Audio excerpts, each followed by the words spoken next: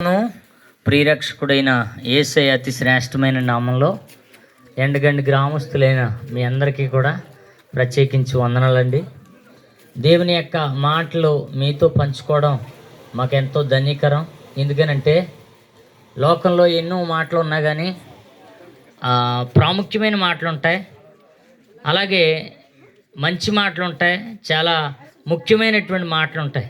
కానీ దేవుని యొక్క మాటలో వాటన్నింటికంటే ప్రాముఖ్యమండి. ఎందుకనంటే దేవుని యొక్క మాటల్లో ఉన్నటువంటి విశిష్టత, దేవునిలో మాటల్లో ఉన్నటువంటి గొప్పతనం ఇంకెక్కడా మనకు దొరకదండి. బైబిల్ గ్రంథంలో ఒక వచనాన్ని నేను మీకు పరిచయం చేసి తర్వాత ముందుకు వెళ్తాం. దేవుడు లోకమును ఎంతో ప్రేమించెను కాగా తన అద్వితీయ కుమారుని యందు విశ్వాసముంచు ప్రతివాడు కూడా నశింపక నిత్యజీవం పొందినట్లు యేసుక్రీస్తు వారిని అనుగ్రహించెను అని రాయబడి ఉందండి. అవునండి, దేవుడు లోకాన్ని ప్రేమించాడు. ప్రేమ అంటే మాటల్లో ఉండదండి. చాలాసార్లు మనం చూస్తాం, ప్రేమ అనేటువంటి మాటకే ఎన్నో అర్థాలు లోకంలో చూస్తాం, కానీ దేవుని యొక్క ప్రేమ మాటలతో ఉండేది కాదు, అది క్రియలతో కూడింది.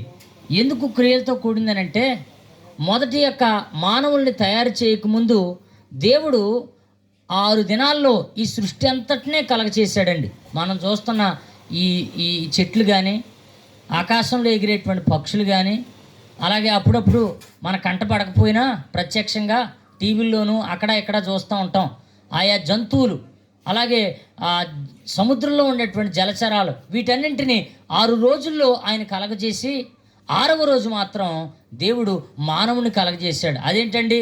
మానవుడే కదా ఈ లోకాన్ని అంతటినీ కూడా ఏలేటువంటి వాడు, మానవుడే కదా వీటన్నింటినీ కూడా వాటిని పాలించేవాడు అని ఒకవేళ మనం అనొచ్చు. కానీ దేవుడండి అతని కొరకే, అనగా మానవులమైనటువంటి మన కొరకే వీటన్నింటినీ కలగజేశాడు. చూడండి, ఒక పెళ్ళి అయితే ఆ పెళ్లి రోజే అన్నీ చెయ్యం, పెళ్లి రోజు ముందే అన్నీ సిద్ధపరుస్తాం కదా. అలాగా దేవుడు ఈ లోకాన్నంతటినీ కూడా మానవుని చేతులకి అప్పగించడానికి దేవుడు అన్నింటినీ చేసిన తర్వాత మానవుని కలగచేశాడండి. దేవునికి స్తోత్రం. అయితే దేవుని బిడ్డలమైనటువంటి మనము అలాంటి ఆ మానవుణ్ణి కలగచేసిన తర్వాత దేవుడు తన ప్రేమను అతనిలో చూడాలనుకున్నాడు, తన ప్రేమను అతనికి ఇవ్వాలనుకున్నాడు.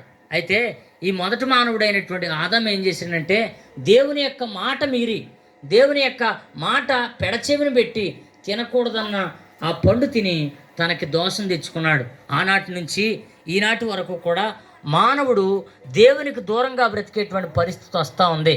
ఒకవేళ ఈ లోకంలో అనేక రకాలైనటువంటి మత సంస్కరణలు ఉన్నా, అనేక రకాలైనటువంటి నమ్మకాలు ఉన్నా కానీ చూడండి, ఇవన్నీ కూడా ఒకటే తెలియజేస్తుంది, దేవుడు అనేటువంటి వాడు ఒకడున్నాడు, ఆయనకి మనుషులకి ఒక గొప్ప సత్సంబంధం ఉంది అని ప్రతి ఒక్క మతం చెప్తా ఉంది, ప్రతి ఒక్క నమ్మకం కూడా చెప్తా ఉంది.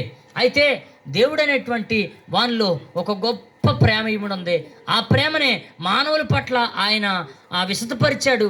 దాన్ని పోగొట్టుకున్నటువంటి మానవుణ్ణి చూడండి, దేవునికి దూరంగా బ్రతుకుతున్నటువంటి మానవుణ్ణి మరలా దగ్గరికి తీసుకోవాలనేటువంటి వాంఛతో దేవుడండి 2024 సంవత్సరాల క్రితం మనిషిగా ఆయన మానవునిగా ఈ లోకానికి వచ్చాడు. రావటమే కాదు, ఆయన తన ప్రాణాన్ని అర్పించి తన రక్తాన్ని చిందించి మనుషులు దేవునికి దూరంగా చేసుకున్నటువంటి ఈ వ్యత్యాసం ఏంటంటే పాపం అడ్డుగా ఉన్నటువంటి ఆ గోడని ఆ ప్రభు తొలగించండి మరలా ఆయనతో సమాధానపరుచుకున్నాడు. అందుకనే ఆయన కలిగినటువంటి వారందరూ కూడానండి ఎంతో నమ్మకంగా ఆయన యొద్దకు చేరతారనేటువంటి నమ్మకంతో ఉంటారు. ఆయన యొద్ద చిరకాలం జీవిస్తాం, ఆయనతో యుగయుగాలు బ్రతుకుతాం అనేటువంటి ఒక ఆలోచన వాళ్ళకు ఉంటుందండి.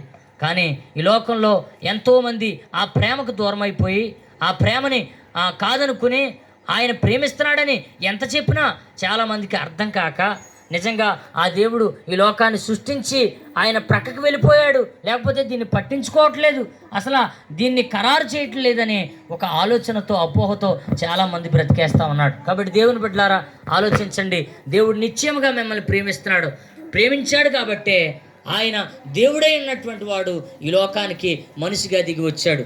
అందుకనే ఆయనని మనం తెలుసుకోవడం ద్వారా, ఆయనను గూర్చి వినటం ద్వారా మనం ఇంకా ఎంతో గొప్ప భాగ్యాన్ని మనం పొందుకోగలుగుతాం. అందుకనే దేవుని బిడ్డలారా, ఈ రాత్రి ఈ ఈ ఈ సందు చివరిలో ఈ కొద్ద ఆ పక్క వీధిలో దేవుని యొక్క దాసులు దేవుని గూర్చినటువంటి మాటలు, అనేకమైనటువంటి విషయాలు తెలియజేయబోతున్నారు. కాబట్టి ప్రతి ఒక్కరూ కూడా ఆసక్తితో ఆ మాటలు వినటానికి మీరు ప్రయత్నం చేయండి. తప్పకుండా దేవుడంటే ఎవరో, దేవునికి మనుషులకి సంబంధం ఎలాంటిదో, ఆయన మనుషుల్ని ఎలా ప్రేమిస్తున్నాడు అనేటువంటి సత్యం మీరు తెలుసుకోగలరు. అట్టి భాగ్యం దేవుడు మీకు అందరికీ దయచేయను గాక. ప్రార్థన చేసుకుందాం. స్తోత్రం నాయన, ప్రేమ గల తండ్రి, నీకే స్తుతులు, వందనాలు, స్తోత్రాలు చెల్లిస్తున్నాం నాయన. తండ్రి, ఈ ఎండగండ గ్రామాన్ని ప్రేమించి నాయన నీ సువార్త ప్రభా ఇలా ప్రకటించడానికి మరొకసారి నాయన నువ్వు కృప చూపించినందుకు కృతజ్ఞత వందనాలు. అవును ప్రభా, నువ్వు లోకమును ఎంతో ప్రేమించి నన్ను సెలవిచ్చినావు తండ్రి. అవును ప్రభా నాయన తండ్రి, నీ ప్రేమ ఎటువంటిదంటే ప్రభా నాయన ప్రాణం పెట్టినంతగా నాయన నీ ప్రియ బిడ్డల కొరకు నాయన తండ్రి, నాయన ప్రభు ఈ సర్వ సృష్టిని సృష్టించానని దానిలో ప్రభా తండ్రి నాయన 6వ దినమున ప్రభా నాయన సృష్టించిన తండ్రి మనుషుల్ని కూడా ప్రభా నాయన అధికారం ఇచ్చావని నాయన ఈ లోకమును తండ్రి ప్రభా వారికి అధికారం కింద ఇచ్చినప్పుడు నాయన మానవుడు అతిక్రమం తండ్రి నాయన చేయడం వల్ల తండ్రి పాపం ప్రవేశించి నాయన స్తోత్రం నాయన తండ్రి నీకు ఎడబాటు అయిపోయాడని తండ్రి తన ప్రభు మరీ రక్షించుకోవడానికి కోసం ఆ నరకశిక్షను తప్పించడం కోసమే నాయన 2024 సంవత్సరాల క్రిందట తండ్రి నాయన ప్రభు నాయన శరీరధారిగా నాయన ఆత్మస్వరూపుడమైన దేవుడు, నాయన వాక్య స్వరూపుడమైన ఓంకార స్వరూపుడమైన దేవుడు నాయన మానవ శరీరంగా ప్రభా తండ్రి నాయన తండ్రి కన్యక మరీ గర్భంలో ఉద్భవించి తండ్రి నాయన స్తోత్రం నాయన తండ్రి ఈ భూమి మీద తండ్రి నాయన మానవాళ్ళందరి కొరకు ప్రాణం పెట్టి ప్రభా ఎవరైతే ప్రభా నీ అందు విశ్వసించి నాయన ప్రభా స్తోత్రం నాయన యేసే రక్షకుడని ప్రభా తండ్రి నాయన నిన్ను తీర్చుకుంటారో వారికి నిత్యజీవం ఉందని ప్రభా నీ మాటలుగా తండ్రి తెలియజెప్పి ఉన్నావు తండ్రి. వందనాలు ప్రభు. ప్రతి ఒక్కరూ తండ్రి ఈ మాటలు విన్నవారు ప్రతి ఒక్కరు ఉదయం తండ్రి నేను తెరబడినట్లుగా సహాయం చేసి నీ గొప్ప రక్షణ ప్రభా ఈ గ్రామస్తులకి ఈ ప్రాంతవాసులందరికీ దయచేయమని ఈ చిన్న ప్రార్థనని పాత్రని చేర్చుకుని యేసుక్రీస్తు నామంలో అడిగి వేడుచున్నాం తండ్రి. ఆమేన్.